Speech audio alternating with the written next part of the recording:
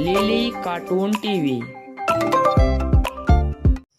एक बड़ी नदी के किनारे एक पेड़ पर कई प्रकार के पक्षी रहते थे। उन्हीं के बीच में एक हंसा और कौवा भी रहते थे। राजू नेक, मेहनती और दयालु था, परंतु कौवा बहुत ही स्वार्थी, दुष्ट और आलसी निर्दयी था। वो अपने बच्चों को घोंसले में छोड़कर दिन भर इधर उधर घूमता रहता था।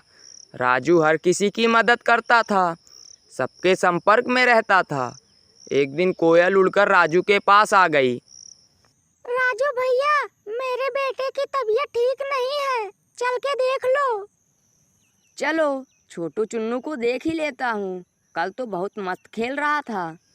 राजू कोयल के बच्चे के पास पहुँच गया और उनसे पूछने लगा, क्या हुआ चुन्नू, बहुत चुपचाप बैठे हो? रुक जाओ, अभी तुम्हें दवाई खिलाता हूँ, तुम उछलने लगोगे। राजू वहाँ से तुरंत उड़ा और पास वाले जंगल में जाकर जड़ी बूटी लेकर कोयल के घोंसले के पास आ गया। उसने कोयल के बच्चे को जड़ी बूटी खिलाई। राजू बोला, तुम एकदम बहादुर बच्चे हो, अब दवा भी पी जाओ, बीमारी भाग जाएगी। राजू की बात सुनकर चुन्नू भैया मुस्कुराने लगे। एक दिन कौवा कहीं दूर चला गया। राजू वहीं पेड़ के पास बैठा था। उसी दिन हंसा कहीं से उड़कर आया और उसी पेड़ पर आ बैठा। उसने देखा कौवे के घोंसले में कौवा नहीं है। दोनों बच्चे उदास होकर बैठे थे। हंसा उनके पास आ गया और उन्हें डराने लगा।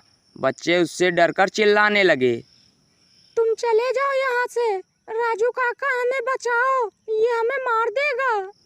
राजू झट से उड़कर कौवे के घोंसले के पास पहुँच गया और बोला, डरो नहीं बच्चों, मैं आ गया हूँ, अभी इस हंसा की खबर लेता हूँ।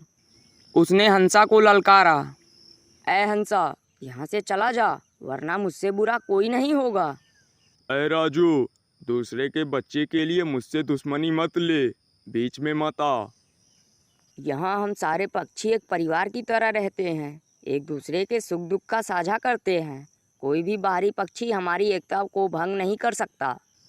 हंसा ने जब राजू के तीखे तेवर देखे तो उसने भागने में ही भलाई समझी। दोनों बच्चे उसे उड़कर जाते हुए देखकर बहुत खुश हो गए। इतने में तेज तूफान आ गया। कुछ देर में पानी बरसने लगा। सारे पक्षी अपने अपने घोंसले में छुप गए। कौवा अभी तक नहीं आया था। उसके बच्चे फिर से डरने लगे। बरसात तेज हो चुकी थी। कौवे का घोंसला सही स्थान पर न होने के कारण बरसात का पानी टपक रहा था। दोनों बच्चे ठंड से ठिठुर गए थे। राजू को उनकी चिंता हो रही थी। वो उड़कर कौवे के घोंसले के पास पहुंच गया। कौवे का बच्चा बोला, काका, पानी की टपक और बारिश की बौछार की वजह से हमें ठंड लग रही है। बच्चों, फिक्र मत करो, मैं आ गया हूँ, सब कुछ ठीक हो जाएगा। राजू ने कौवे के घोंसले को सही किया और उसके ऊपर पेड़ की डाल से कुछ बड़े पत्ते भी रख दिए। इस तरह से दोनों बच्चों की बरसात से पूरी तरह से सुरक्षा हो गई और इसके बाद राजू वहां से चला गया। कुछ देर बाद कौवा आ गया। कौवे के बच्चे ने सारी बात बताई। कौवे भाई, बड़ी देर बाद आए आप, क्या आपको अपने बच्चे की फिक्र नहीं है?